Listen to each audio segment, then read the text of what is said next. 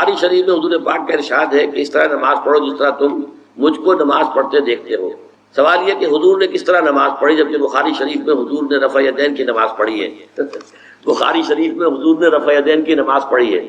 دیکھیے حضور نے مختلف طریقوں اختیار کیے مختلف اوقات میں۔ اب صحابہ کا طرز عمل یہ ہوتا تھا کہ مثلاً ایک روایت آتی ہے کہ ایک صحابی حضور سے ملنے آئے تو بدوی تھے، دیہات کے آدمی تھے، انہوں نے حضور کو دیکھا کہ آپ کا گریبان کھلا ہوا تھا، آپ نے بٹن لگائے ہوئے نہیں تھے۔ پھر انہوں نے ساری عمر اپنے گریبان کے بٹن نہیں لگائے کہ میں نے محمد کو اس طرح دیکھا ہے صلی اللہ علیہ وسلم۔ اب یہ ان کا جذبہ ہے، ان کی نیکی ہے، اتباع کا جذبہ ہے۔ یا ایک سفر میں کسی کو دیکھا، کسی نے دیکھا کہ حضور ایک درخت کے نیچے سے ہو کر گزرے، اب وہ جب بھی جاتے تھے ادھر اس کے نیچے سے ہو کر گزرتے تھے، چاہے اس کی کوئی مقصد نہیں تھی، لیکن یہ بھی ایک اتباع کا جذبہ ہے۔ تو اس میں یہ ہے کہ نماز کی بعض چیزیں ایسی ہیں کہ جن میں معلوم ہوتا ہے کہ حضور کچھ اس میں رد و بدل کرتے رہے۔ کبھی آپ نے ہاتھ بالکل کھلے چھوڑ کر بھی نماز پڑھی ہے، کبھی آپ نے ہاتھ نیچے باندھے ہیں، کبھی اوپر باندھے ہیں۔ اسی طریقے سے رفع یدین کبھی ایسا بھی ہوا ہے کہ آپ نے وہ کی ہے جیسے کہ اہل حدیث حضرات کرتے ہیں، اور جیسے کہ یہ شیعہ کرتے ہیں وہ اس سے بھی زیادہ کرتے ہیں رفع یدین۔ اہل حدیث سے آگے ہیں، وہ بہت آگے ہیں رفع یدین کے اندر۔ اور ایک رائے یہ ہے کہ حضور نے آخری زمانے میں آ کر سارے رفع یدین چھوڑ دیے تھے سوائے یہی جو تکبیر تحریمہ کے بعد ہے۔ اب یہ روایات، اب یہ بحث ہو جائے گی علمی، کس روایت کا کیا مقام ہے، کس کی کیا حیثیت ہے۔ بخاری شریف میں جو روایت ہے وہ یہی ہے رفع یدین کی، جو آپ صحیح کہہ رہے ہیں، لیکن یہ کہ بخاری شریف واحد کتاب تو نہیں ہے حدیث کی، مصنف عبد الرزاق ایک کتاب ہے، اور اسی طریقے سے اور اس میں یہ کہ امام مالک کے پیروکار، حالانکہ امام مالک مدینے کے دارالہجرہ کے امام ہیں، وہ رفع یدین نہیں کرتے، امام شافعی کے کرتے ہیں، امام مالک کے نہیں کرتے، امام ابو حنیفہ کے نہیں کرتے۔ تو ان چیزوں میں بہت زیادہ پریشان ہونے کی ضرورت نہیں ہے۔ اصل جو معجزہ ہے حضور کا اور اسلام کا وہ یہ ہے کہ 1400 برس گزر گئے لیکن نماز کے ضمن میں اتنا اختلاف نہیں ہے کہ تمام مسلمان باجماعت نماز نہ پڑھ سکیں۔ دیکھیے رفع یدین کرنے میں جماعت ٹوٹی نہیں، آپ نے کیا یا نہیں کیا، جماعت کی فارمیشن برقرار رہی۔ فرض کیجئے کوئی شخص یہ سمجھتا کہ پہلے سجدہ ہے پھر رکوع ہے، تو اب یہ دو آدمی ساتھ نماز نہیں پڑھ سکتے، جن میں سے ایک کے نزدیک پہلے رکوع ہے پھر سجدہ ہے، دوسرا یہ سمجھتا ہے کہ نہیں پہلے سجدہ ہے پھر رکوع ہے، نہیں ہو سکتا، ان کی جماعت اب جمع نہیں ہو سکتی۔ یا کسی کا یہ خیال ہو کہ جیسے ہر رکعت میں رکوع ہے کہ سجدہ بھی ایک ہے، وہ ایک سجدہ کر کے کھڑا ہو جائے۔ اب ظاہر بات ہے دوسرا شخص جس کے نزدیک دو سجدے ہیں وہ ایک اور سجدہ کرے گا، فارمیشن ٹوٹ گئی، اب وہ ساتھ نماز نہیں پڑھ سکتے۔ 1400 برس بیت گئے، مشرق بعید سے مغرب بعید، پوری دنیا، آج تو کوئی کونا ہے ہی نہیں جہاں مسلمان نہ ہو، لیکن جو سالڈ مسلمان جو ہیں وہ تو آپ سمجھیے کہ انڈونیشیا سے لے کر موریتانیہ تک تو مسلمانوں کی کتنی بڑی تعداد، لیکن کہیں ایسا نہیں ہے کہ آپ کی فارمیشن ٹوٹتی ہو۔ کوئی ایسا مسلک نہیں ہے جس میں یہ خیال ہو کہ مغرب کی رکعت میں 2 ہیں جیسے فجر کی ہے، نہیں، کوئی 3 رکعتیں ہیں۔ کوئی ایسا مسلک نہیں جس میں یہ معلوم ہو کہ فجر کی رکعتیں 3 ہیں 2 نہیں ہے، کوئی نہیں۔ عصر کی 2 ہیں یا 4 6 ہیں، وہی رکعتیں، وہی رکعت کی ترتیب، پہلے کھڑے ہونا ہے پھر رکوع ہے پھر کھڑے ہونا ہے پھر سجدے میں جانا ہے پھر بیٹھنا ہے پھر سجدہ پھر کھڑے ہونا۔ فارمیشن نہیں ٹوٹتی، شیعہ ہو سنی ہو، اور اس میں حنفی ہو مالکی ہو شافعی ہو حنبلی ہو زیدی ہو ظاہریہ ہو، کوئی بھی ہو، کسے باشد تمام مسلمان مل کر جماعت سے نماز ادا کریں گے اور ان کی جماعت ٹوٹتی نہیں۔ یہ ہے جس کو ہمیں سمجھنا چاہیے۔ یہ کیوں ہے؟ صلو کما رأیتمونی اصلی، کہ حضور کی کو جس طرح دیکھا صحابہ نے نماز پڑھتے ہوئے ویسے نماز پڑھ رہے ہیں، صحابہ نے ویسے نماز پڑھی، پھر آپ کے بعد تابعین نے اسی طریقے سے نماز پڑھی، پھر اس کے بعد تبع تابعین نے پڑھی، نسل بعد نسل منتقل ہو رہا۔ باقی تھوڑا تھوڑا اختلاف اگر ہے تو اس کے لیے زیادہ پریشان نہیں ہونا چاہیے۔ معزز حاضرین اور محترم خواتین، السلام علیکم ورحمۃ اللہ وبرکاتہ۔ آپ کے علم میں اس سے پہلے بھی آ چکا ہوگا اور ابھی بھی آپ کو یاد دہانی کرا دی گئی ہے کہ میری گفتگو کا موضوع ہے اللہ تعالیٰ کا انسانوں سے واحد مطالبہ۔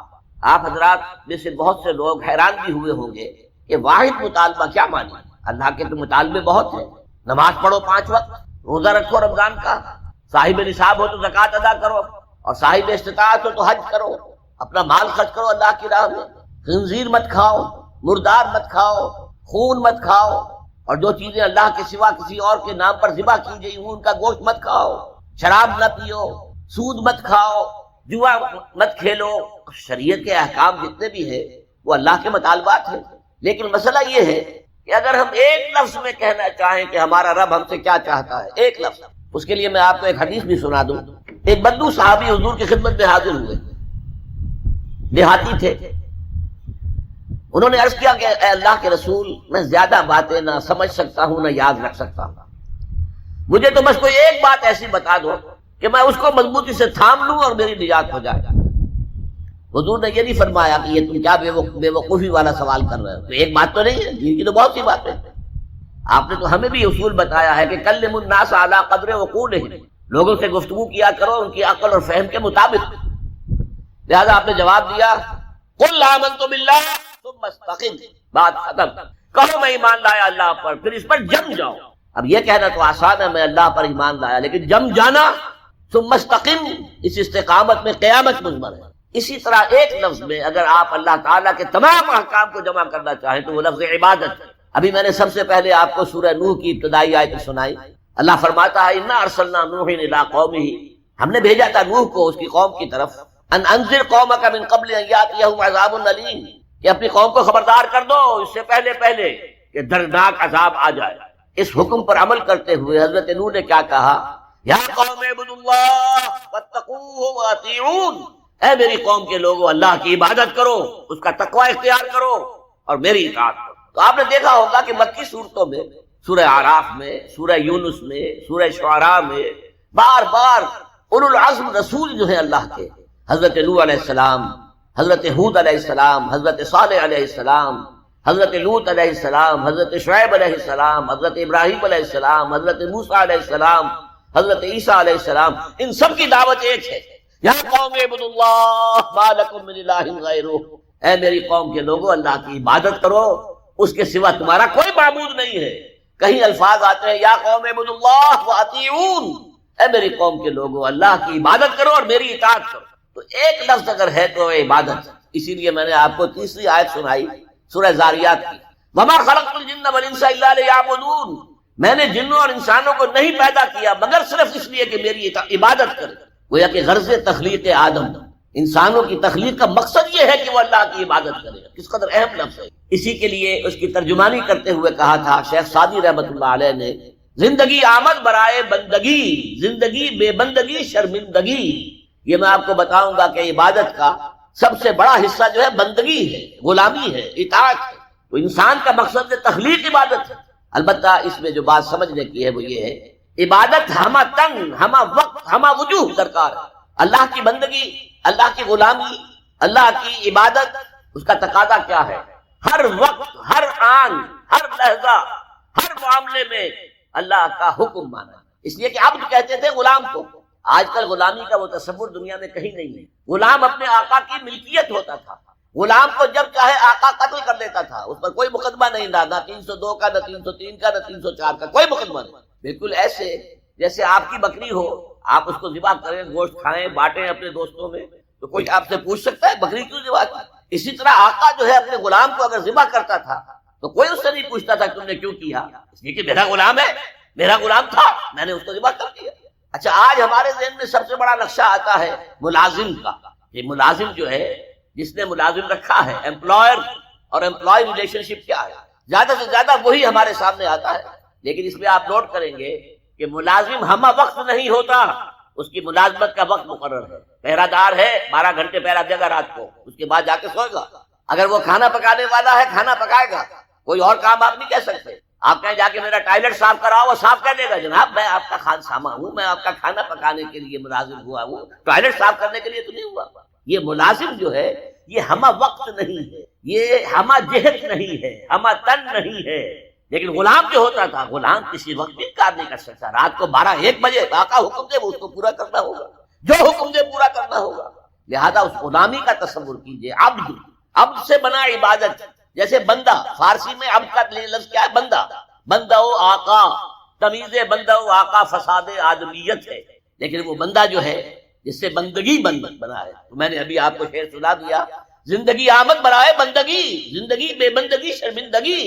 تمہیں تو پیدا ہی کیا گیا اس لیے کہ ہماری عبادت کرو. تمہارا مقصد تخلیق یہ ہے کہ ہماری عبادت کرو. تو یہ عبادت ہے ہمہ تن، ہمہ وقت، ہمہ وجوہ، اللہ کی اطاعت، اللہ کی غلامی، اللہ کی بندگی. بدقسمتی سے ہمارے ہاں تصور، ہمارا جب زوال شروع ہوا ہے تو یہ کوئی 2-4 صدی کی بات نہیں ہے. 1000 سال سے ہمارا زوال زوال زوال زوال زوال چلا آ رہا. اس زوال میں ہمارے مفہوم بدل گئے ہیں، ہمارے معنی بدل گئے، الفاظ کے، اصطلاحات کا مفہوم تبدیل ہو گیا ہے. اب ہم کیا سمجھتے ہیں عبادت ہے نماز روزہ حج و زکات، بس یہ عبادت ہے، اور عبادت کسے کہتے ہیں؟ بہت غلط بات ہے۔ سوچئے اگر عبادت یہی ہے نماز روزہ، تو کیا ہم 24 گھنٹے نماز پڑھتے ہیں؟ اللہ نے کہا میں نے پیدا ہی کیا عبادت کے لیے، تو کیا 24 گھنٹے روزہ رکھتے ہیں؟ کیا 12 مہینے روزہ رکھتے ہیں؟ کیا ہر وقت 24 گھنٹے نماز پڑھتے ہیں؟ نہیں، یہ نماز روزہ زکات حج یہ عبادات تو ہیں، وہ اصل عبادت ہے بندگی، اطاعت، غلامی، جو ہمہ وقت ہے، ہول ٹائم، ہمہ جہد، ہمہ وجوہ اللہ کی اطاعت۔ البتہ اس میں ایک چیز کا اضافہ ہے، اطاعت مجبوراً بھی ہوتی ہے۔ آج سے 60 سال پہلے انگریز حکمران تھا ہم پر، ہمیں اس کی اطاعت کرنی پڑتی تھی، لیکن ہمیں انگریز سے محبت تو نہیں تھی نا۔ اسی طرح بنی اسرائیل غلام تھے آل فرعون کے، حکم تو مانتے تھے، بیگار میں پکڑے جاتے تھے، کام کرتے تھے، جانے بھی دیتے تھے، لیکن وہ فرعون سے محبت تو نہیں کرتے تھے نا۔ لہذا عبادت جب اللہ کی ہوگی وہ صرف اطاعت نہیں ہوگی بلکہ محبت کے ساتھ اطاعت کی جائے، ہمہ وقت، ہمہ تن، ہمہ وجوہ، لیکن انتہائی درجے میں اللہ سے محبت کے ساتھ۔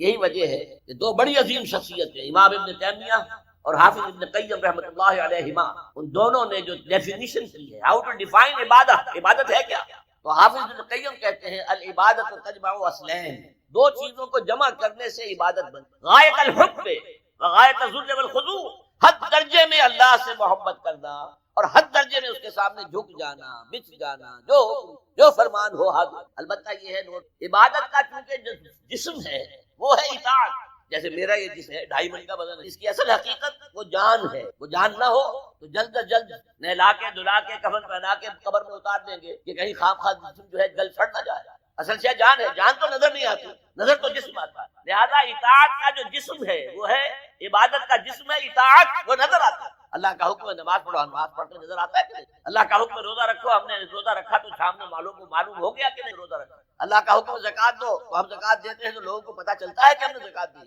اللہ کا حکم ہے کہ اگر صاحب استطاعت ہو تو حج کرو، تو جب ہم حج کرتے ہیں لوگوں کو نظر آتا ہے کہ حج کرو، لیکن یہ عبادت کب بنے جبکہ اس میں حد درجے کی محبت شامل ہو۔ الا لا ایمان لمن لا محبت له، الا لا ایمان لمن لا محبت له، الا لا ایمان لمن لا محبت له۔ یہ محبت نہیں ہے اس کا کوئی ایمان۔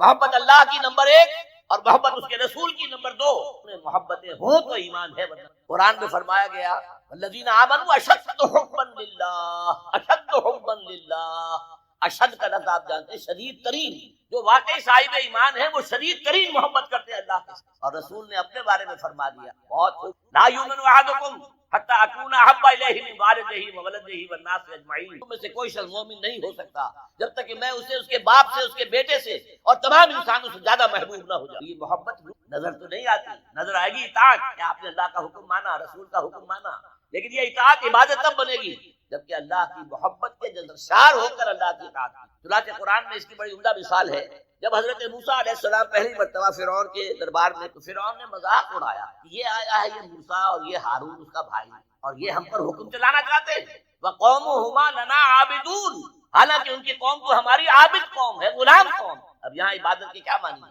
بنی اسرائیل اس سے نہیں، وہ بادشاہ کی پرستش نہیں کرتے تھے لیکن بادشاہ کی اطاعت کرنے پر مجبور تھے، اطاعت کرتے تھے۔ اس کو اس نے کہا وَقَوْمُهُمَا لَنَا عَابِدُونَ، ان کی قوم جو ہے وہ تو ہماری عابد ہے، عبادت گزار ہے، ہماری غلام ہے، ہماری اطاعت شعار ہے، ان کو کیا حق پہنچتا ہے ہماری بلی ہمیں کو میاؤں۔ اچھا کوئی کہہ دے کہ فرعون کا لفظ ہے، آپ اسے طور پر لے آئے، اللہ کا لفظ تو نہیں ہے۔ ایک دوسری ملاقات میں حضرت موسیٰ علیہ السلام نے جب دعوت دی تو فرعون نے طنز الم نربک فینا ولیدا، اے فرعون، اے موسیٰ تم وہی نہیں ہو جسے ہم نے اپنے گھر میں پالا پوسا تھا۔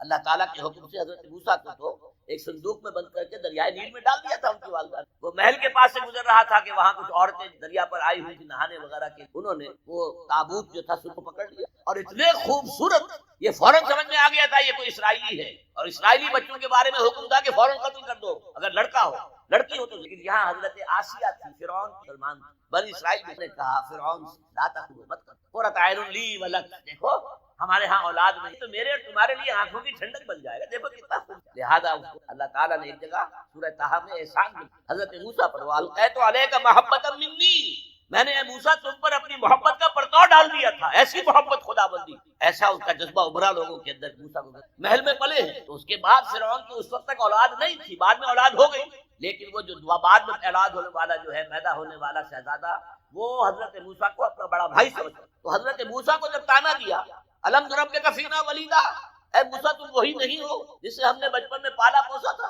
ہمارے ٹکڑوں پر پلے اور آج ہمارے منہ کو آ رہے ہو؟ کا جواب کیا دیا؟ تلک نعمت تمنها علی ان عبدت بنی اسرائیل، بڑا احسان کیا تم کہ مجھے اپنے گھر میں پال دیا اور میری ساری قوم کو غلام بنا رکھا ہے۔ ان عبدت بنی اسرائیل، یہاں بھی لفظ عبادت ہے، تو لفظ عبادت کا پہلا اطلاق اطاعت پر ہے، البتہ اس کی روح جو ہے وہ محبت ہے، روح نظر نہیں آئے گی، جسم نظر آئے گا، لہذا عبادت کا جسم اطاعت، اللہ کی اطاعت ہمہ تن ہمہ وقت ہمہ وجوہ، اور اللہ کی اطاعت کا راستہ اللہ کے رسول کی اطاعت۔ بمصطفیٰ برساں خیش را کے دی ہماؤس، اگر بہو نہ رسیدی تمام بول حدیث، اپنے آپ کو مصطفیٰ صلی اللہ علیہ وسلم کے قدموں میں پہنچا دو، اگر وہاں تک نہیں جاؤ گے تو یہ سب بولہبی ہے، پھر باقی ساری باتیں جو ہے اس کا اسلام سے کوئی تعلق۔